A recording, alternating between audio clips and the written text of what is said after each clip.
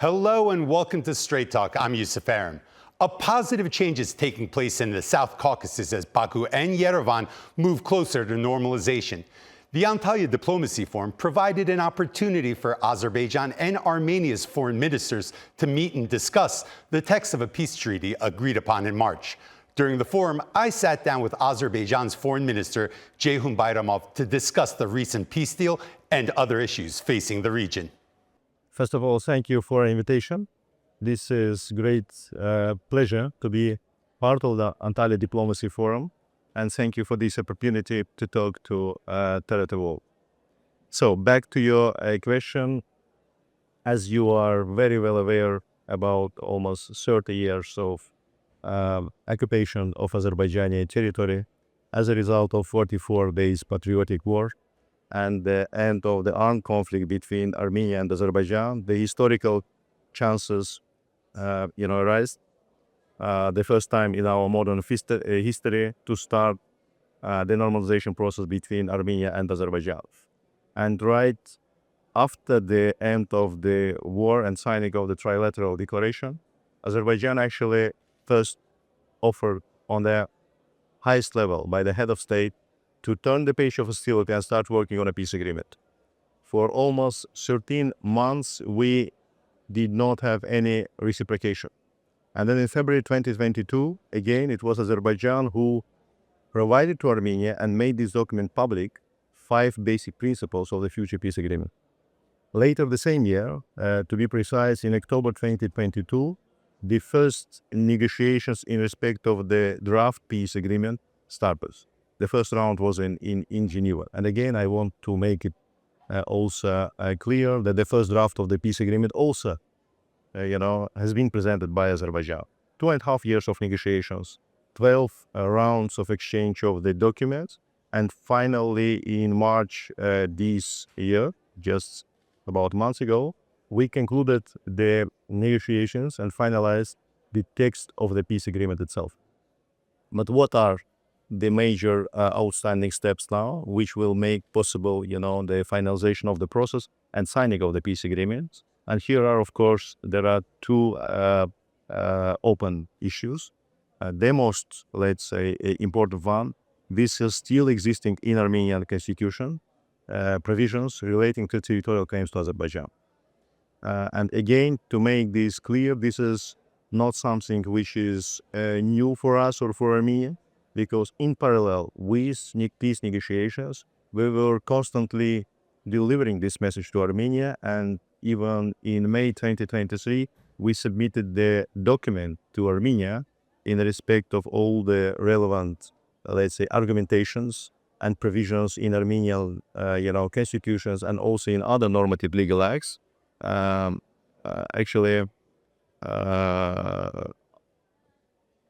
Targeting Azerbaijani territorial integrity.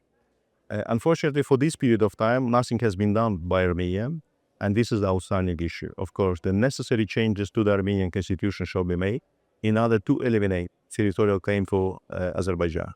There are 2 elements of this. First, this is purely legal element, because we all know, and more or less we have similar, let's say, legal system in Turkey, Azerbaijan, Armenia, because when the peace agreement between Armenia and Azerbaijan, at the end of the day, will consist international treaty of these countries. And normally your international agreement will prevail over your domestic legislation, but not constitution or any other act adopted by referendum. So because if your international obligations agreement contradicts to your constitution, it means that from day one, this document is nil and void. So which is, as you can imagine, is absolutely unacceptable. And another thing that we believe that, making amendments to the Armenian constitution through the referendum, this is also a kind of,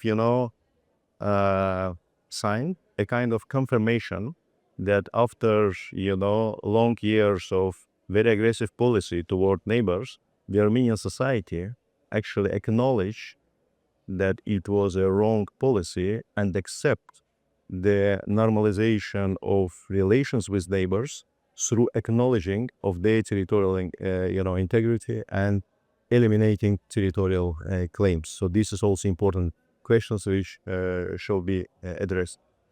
Another issue which is of course also important, of course not from our perspective, of course less fundamental, but also important.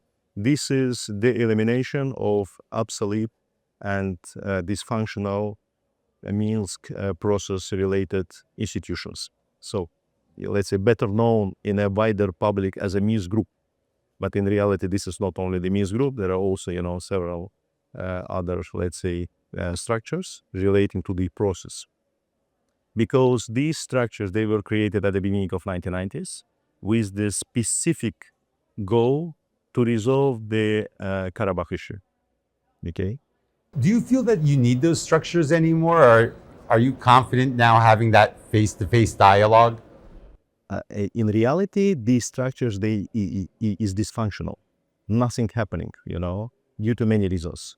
First of all, the countries who were responsible for this, actually so-called Minsk group co-chairs, France, US, Russia, they even, cannot meet and talk to each other. Another thing is that we proved that direct bilateral talks between Armenia and Azerbaijan produce significantly more, let's say, output rather than through the mediators. And plus, today, everyone acknowledge, including the Republic of Armenia, is that Karabakh is the territory of Azerbaijan. So they accept, they actually publicly announce this, that de jure and de facto, this is the territory of Azerbaijan. So it means that there is no Karabakh open issues in respect of the Karabakh. So if it is the case, then for us is a big question mark why the Republic of Armenia still continues to insist on keeping the Minsk group, which, creates some questions whether this is, I don't know, some plans for the future or what is the reason, because otherwise we cannot find any logical explanation. So would you say the point you're at right now, is that the farthest that there's been progress diplomatically?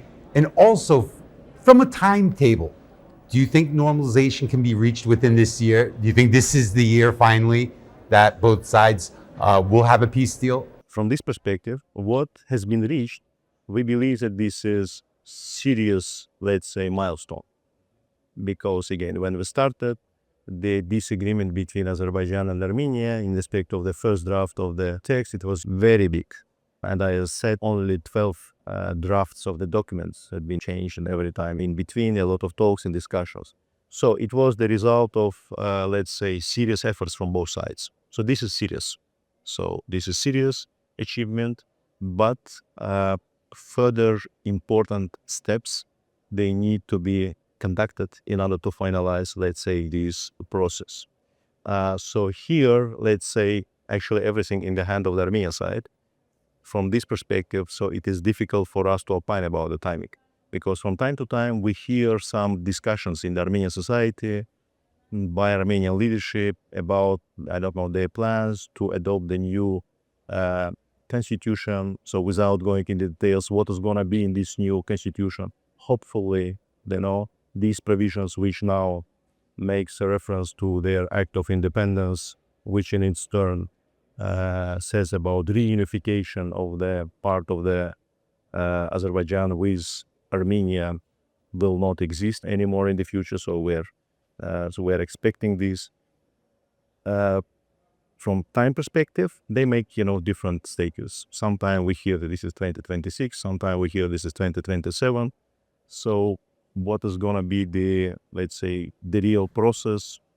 It is, from my side, could be speculation. So I want to talk a little about the state of Karabakh right now. How is the region? Because I think the last time I was there was almost about 2 years ago.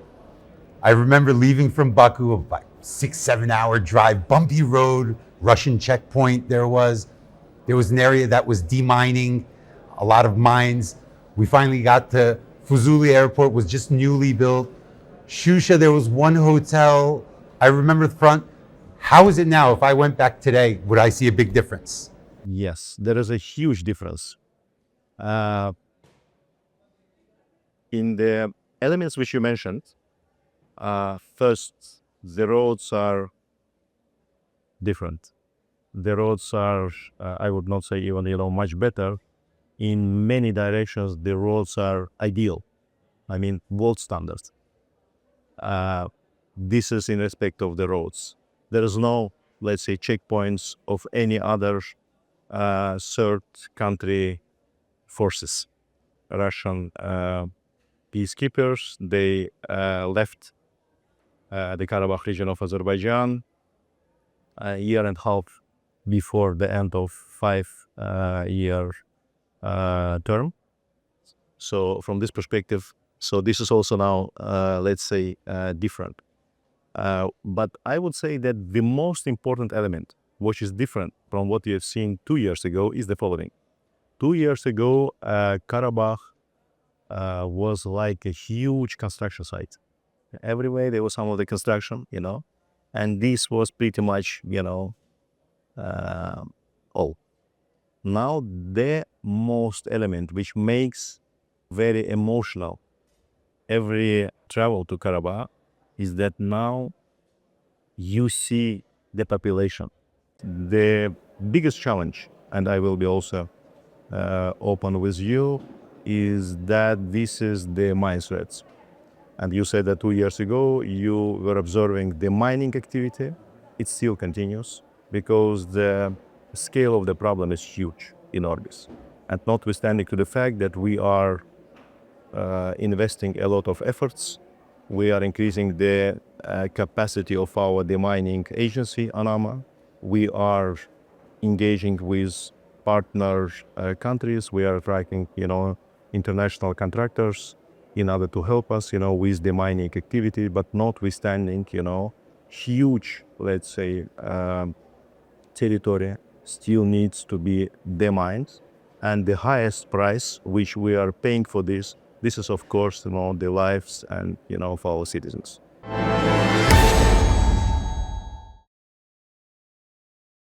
To discuss more about the region, joining me now from Baku is Fariz Ismailzade. He's a member of Azerbaijan's parliament. And from Lefkoşa, the Turkish Republic of Northern Cyprus, Assel Tutumlu. She's an associate professor at Near East University. Thanks for joining me now. Over the past month or so, I've had an opportunity to talk to the highest levels of both Armenia and Azerbaijan's government. Both sides seem more optimistic than normal. Fariz, I want to begin with you. Are members of Azerbaijan's parliament optimistic that a peace deal or normalization agreement could be signed soon?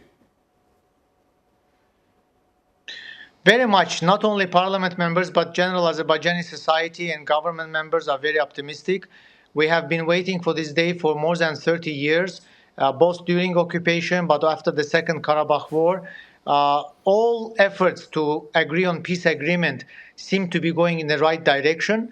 And recently, both foreign ministers of Azerbaijan and Armenia announced that text of the agreement is more or less in place and agreed. We just need to make some additional steps. Primarily, Armenian constitution needs to be amended so that territorial claims on neighboring countries is eliminated from the constitution.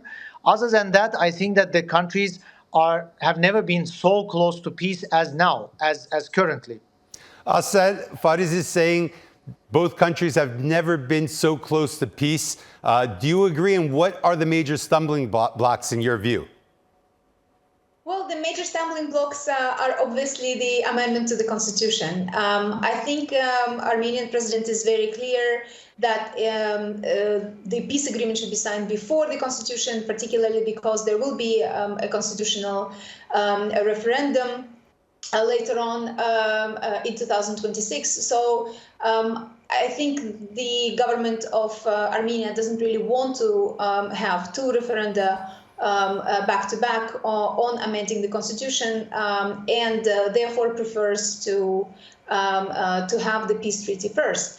And then the second, obviously, the stumbling block is the Minsk group that Azerbaijani side asked to dissolve. And this is a group that consists of the Organization for Security and Cooperation, that was created in the same format, under the Organization of Security and Cooperation in Europe, and it has United States, Russia, and France as guarantors aiming to resolve the conflict. So that means that since the peace agreement is there, the Minsk group becomes really largely irrelevant. And as a result of that, should be resolved. Obviously for the Armenian side, that is not necessarily something that is urgent. Instead, since the agreement is actually, the text of the agreement is there, both sides are intending to sign it, there should be no other conditions. These are the two things that Armenia would like to postpone, sign the peace treaty, and change the other, and work on the other conditions, including changing the constitution later on. Fariz, Minsk Group, OSCE, EU. It seems that Armenia and Azerbaijan are advancing negotiations much better without these groups. Are you confident now that the diplomatic maturity of both sides have come to the level where they don't need interlocutors anymore, that both sides can very easily sit down together and work in the spirit of pragmatism, hammer out this deal? Indeed, you are right.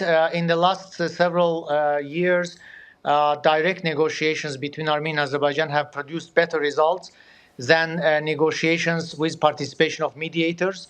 As you know, the Minsk group has been a complete failure. In fact, I would say it has been a disgrace, because often what we see is that mediators have their own interests in place and they often hurt the peace process. Even today, we see that France, for example, while being the co-chair of the Minsk group, Minsk group on paper, but still sends weapons to Armenia. So we believe that direct negotiations are much better. We don't need mediators.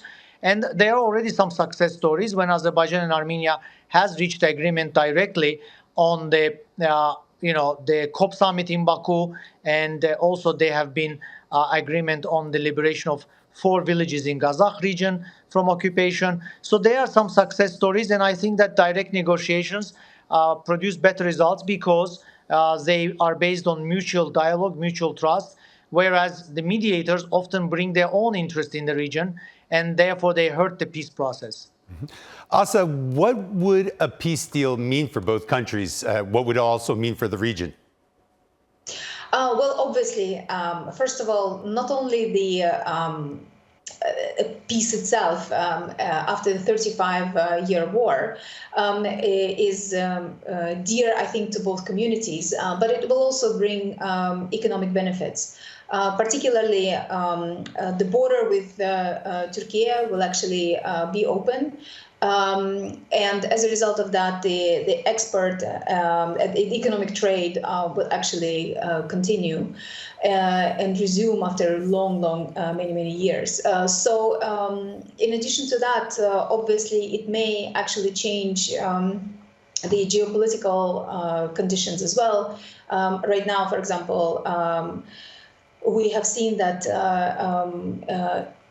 Armenia has conducted several drills, for example, with Iran, and we also have seen that it signed the military deal for military equipment.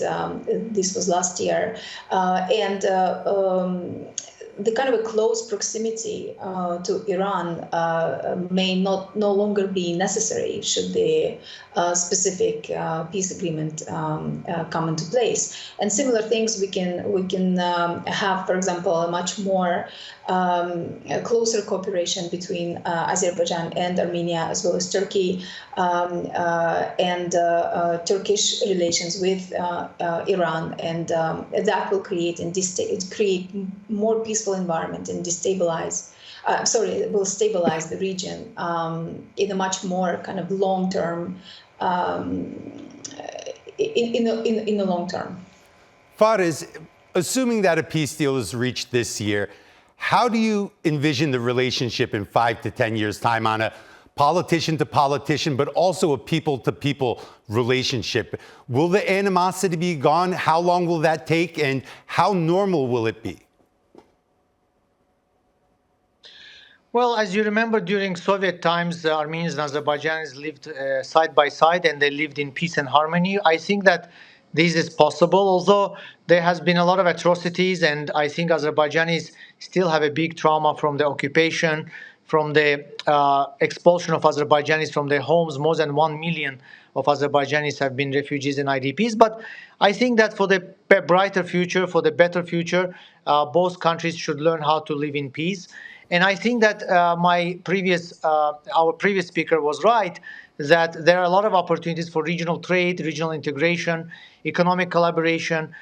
There are a lot of conversations about transport corridors, including Zangezur transport corridor, which Azerbaijan proposed. So I think that slowly building trust and building cooperation is possible. And at the same time, I think we need to focus a lot on cleaning the mines, the reconstruction efforts in the liberated areas, so that life can come back to normal. I think that this will take a lot of time because the lands are very much polluted in mines. So it will take decades to build trust and to bring life back to the formerly occupied territories. Assel, I want to ask you about Turkey and Russia, two countries that are eyeing the negotiations very closely, a very important interest to both as well. What type of role could they play, and what type of benefits or interests would be fulfilled in the event a peace agreement is signed? Well, in the event of the peace agreement, obviously the opening of the corridor, including the Zangezur corridor, will benefit the whole region, and not only just the Caucasus, Southern Caucasus, but also the Middle East in general, because this way the attention of Turkey and Russia it can then shift to countries like Syria, for example, and ensure stronger cooperation, peace, and potential development coordination effort as well in there. What specifically I think Armenia and Azerbaijan are expecting a much more vibrant economic cooperation, transport corridors, and obviously this is very important not only for the countries in the Caucasus, but also important for Central Asia, for China, given the fact that now we are experiencing trade war between the United States and China, and the European Union is very much interested in enlarging and expanding the trade cooperation and volumes of trade with China through Central Asia. So I think the peace agreement will have strong repercussions throughout the region as a whole, and will benefit all the neighboring states, including the countries in Central Asia and the European countries as well. Fariz, I'm happy that you touched upon Karabakh before, because when I was at Antalya Diplomacy Forum, I actually had a conversation with Minister Bayramov about it. Talked about the last time I was there almost 2 years ago, the mine situation, as you touched upon, but also the bumpy roads, the Russian checkpoints, the lack of infrastructure. How is it right now? If I went back, how much of a change would I see? Actually, I was there 5 days ago, and we landed at a new airport, which was built in a very short period of time. Then we took a road through 5 tunnels under the mountains. So it's very impressive that in such a short period of time, there are tunnels, there are roads, electric stations, and more than 40,000 people are already back. So there are settlements, there are new schools, hospitals. It's a massive redevelopment project. It's more than 5 billion manats per year are spent on these efforts, on the reconstruction efforts. And the foreign visitors that I had with me, they were very impressed. They said that, these tunnels and these bridges, they remind us of Switzerland. I mean, this is very, very impressive reconstruction. And I really believe that life will come back in formerly occupied territories. They have been ruined, looted, and destroyed. And I think that Azerbaijan clearly sends a message to the world that we are back, we are the true owners, and we will rebuild Karabakh to the best possible scale. Hopefully this year is the year Azerbaijan and Armenia finally normalize and unlock the potential of the South Caucasus. Fariz, Assel, thanks for joining me in unpacking this issue.